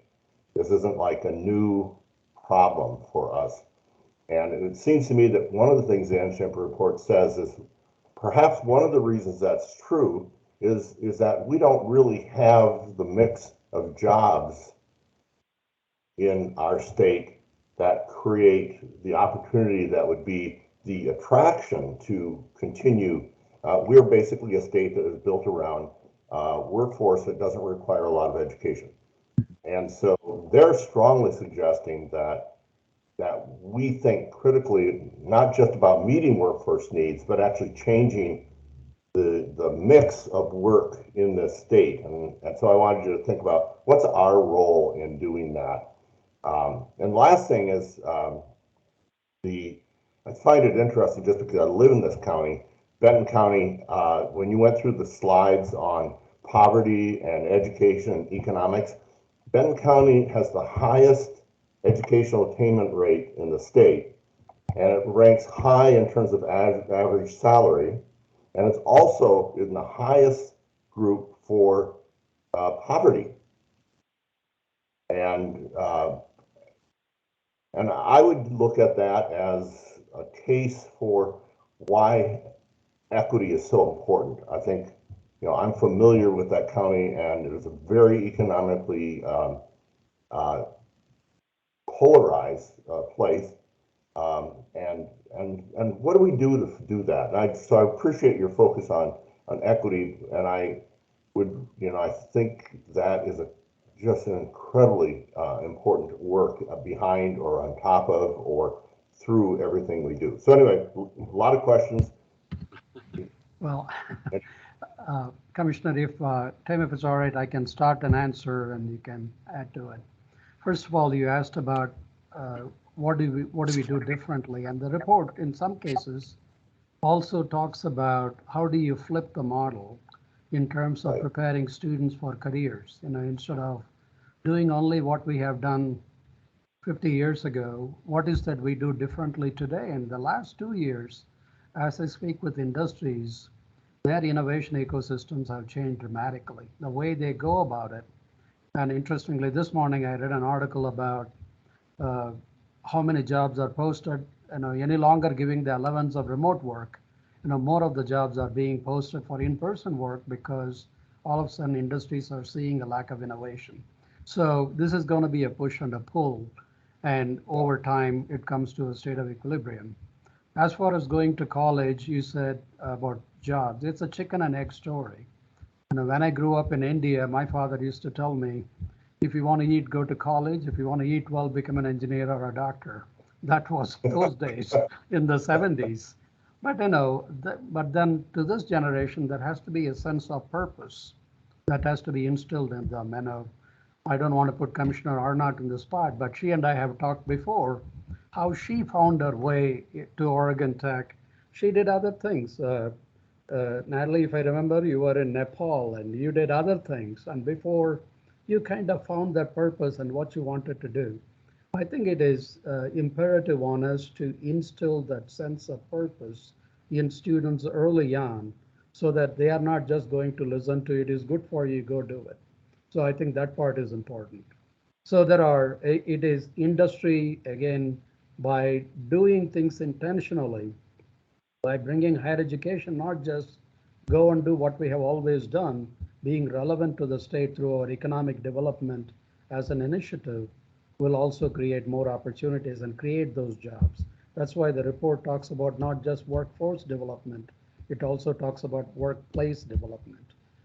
Tim, you may want to add anything to it. I'm going to kind of answer this and a little bit differently, but sort of, I hopefully sort of add to it.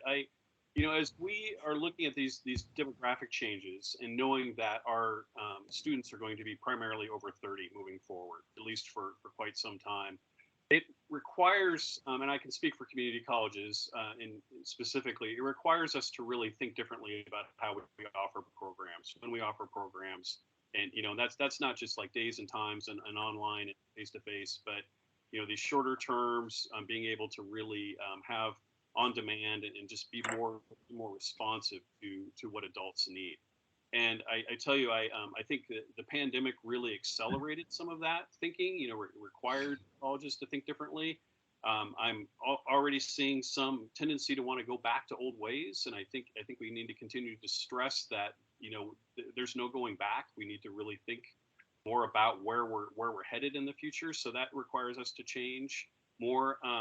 And that mix, then I caught that quote as well, Commissioner Heyman, about are we really offering the right workforce opportunities and the rest. I think that's a pretty interesting larger conversation that I certainly like to be part of. Saying how do we really set ourselves up for that? Because when I look at other states and some of the things that they're doing and where they're headed, I do think we're missing opportunities to really get our workforce involved and engaged.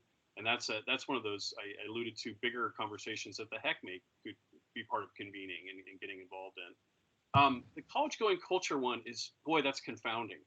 And, and I think part of it gets back again to what are we offering? What's the mix? How are we offering it? Might help. But I do think we, as a state, and it's certainly been perpetuated these last few years overall about, do people really need higher ed and all the attacks on higher ed? But it was, as you said, happening before that.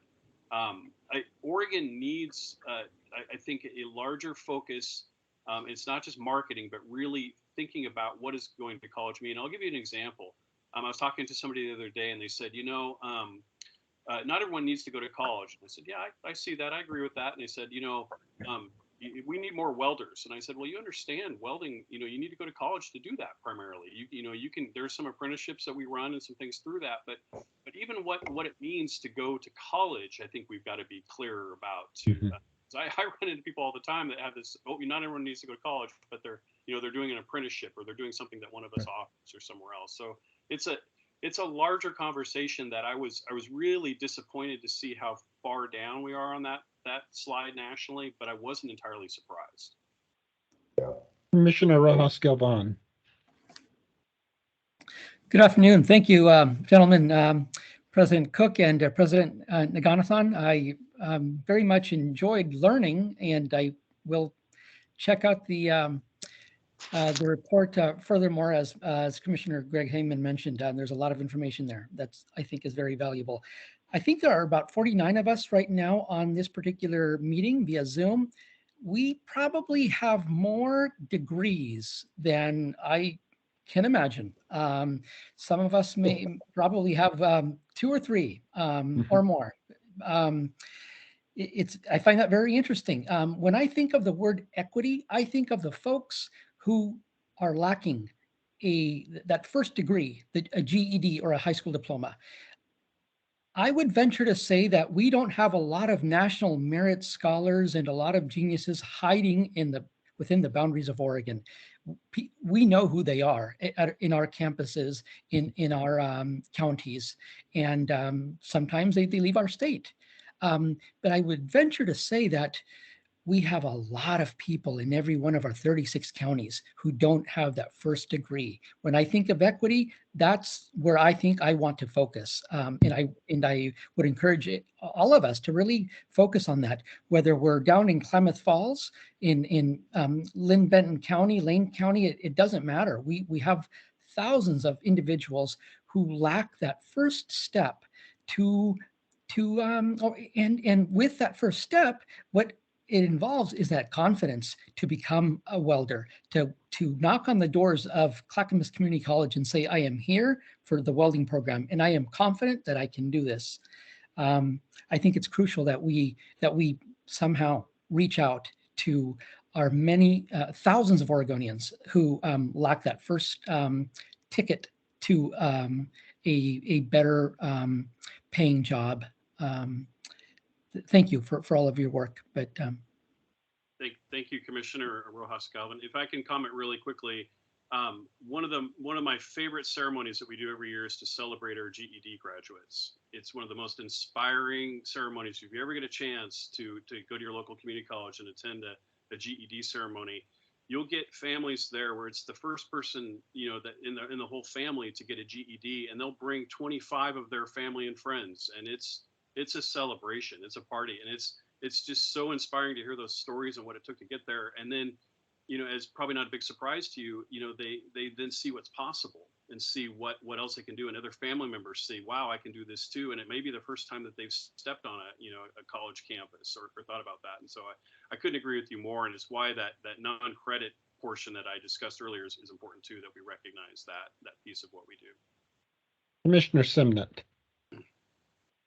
Thank you, and thank you to our presenters. This was a great summary of what is a very lengthy report, and I really appreciated that overview as a beginning for us to have this discussion. I just wanted to comment on, and I guess extend the conversation about the importance of communicating with Oregon residents, particularly those who are not in the room with us today. I think Commissioner Rojas Galvin's point, we are not the people who didn't find our way to higher education.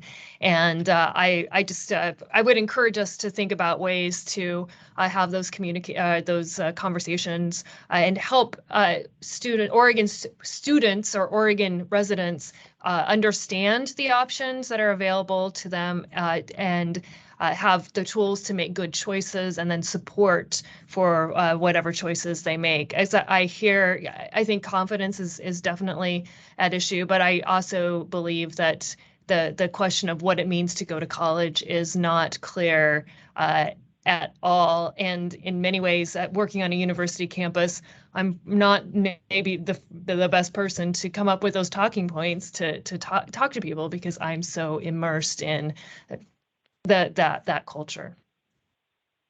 If I can add, thank you for that comment. Our dual credit program is a great tool.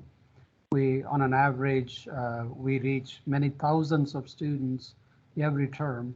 And very importantly, the people they trust, the high school teachers, are also continuing to work with them through those classes. They are the best ambassadors. When I went to college way back in the 70s, I had no idea what to expect. Now the students have too much information. They don't know how to sift through. So they need the trusted advisors who can tell them, here are the opportunities. And those kind of advising becomes very important when they come to college. They just, all of a sudden, they are in a new environment. Those wraparound services, I know I'm preaching to the choir here, that becomes so critical in terms of supporting those students and giving that pathway so they can stay focused in what they want to do. So great comment. Thank you. Well, the report is really far-reaching, has so many implications, and it's I read it with a lot of enthusiasm and excitement about the possibilities going forward. And it's going to really require that all of us work together and bring in additional partners, both in the employers and in our political environment, our legislators. My sense is there's a consensus of a desire to attain the aspirational goals that are either stated or implied in the report. And I was really pleased with how much in alignment the report was with our strategic goals. I also think that our role as convener at the HECC is a really important role, and we really want to work with you in that convener capacity going forward. And with that, I wanted to ask, do you have you've laid out what you're envisioning as next steps to be? If Dr. Cook mentioned it in his remarks, likewise, the Oregon Council of Presidents is going to meet in December after the state's leadership summit. We are going to discuss the final report more intentionally. Meanwhile, other conversations are already underway. Yeah. Like we are, like Oregon Tech is working closely with Clackamas Community College. We are working with Klamath Community College, Rowe Community College, and Southern Oregon University to create regional and proximal conversations on what we can do together. Yeah. But again, the next steps have to involve broader set of constituents, including, like you said, Chairman Cross, the legislature, the industry. So we need to create that powerful speak across the state. I agree. I think one of our opportunities at the HECC will be in the area of financial aid as we think about aligning the capacity. It's going to take some time, but to support the adult learner, we've had that discussion in other under other agenda items. And so I think we're very much in synergy in that regard, and want to figure out how to support that, the adult education, the person who comes in and out of higher education through their involvement in the workforce.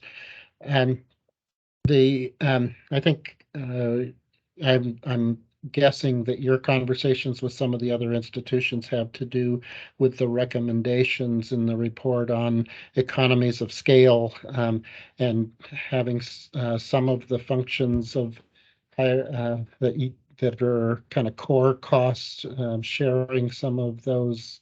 I'm certainly Ben and I have talked about, is there a role for the HECC to play either in the conversations about how that might happen, or is there a place for the HECC to participate in some ways? So I guess after reading the report, I guess my head was full and spinning. So, which is a really good thing to have something of this breadth and caliber for us to respond to, particularly at this critical moment of new administration and with our legislature convening. So again, our appreciation to you. And I see we're out of time for our meeting. Is there any last questions for our presenters? Ben? Nothing for the presenters, Mr. Chair. Before adjourning, just wanted to note that we will attempt to hold and plan to hold our December meeting in person in Salem, and certainly hope that commissioners can make it there. We would like to see everybody, and I will just say as chair that leading a meeting like this is easier and I think more productive if we are one way or the other. So in person or in hybrid, or in person or virtual. The hybrid meetings present their own challenges, both from a technology point of view, but also just from making sure we can have the deep dialogue. So I would encourage all of our commissioners to attend in person if you can. And it's great to get together. And with that, any other items that need to come before the commission today? And if not, I will declare us adjourned. Look forward to seeing you in December. Thank you all.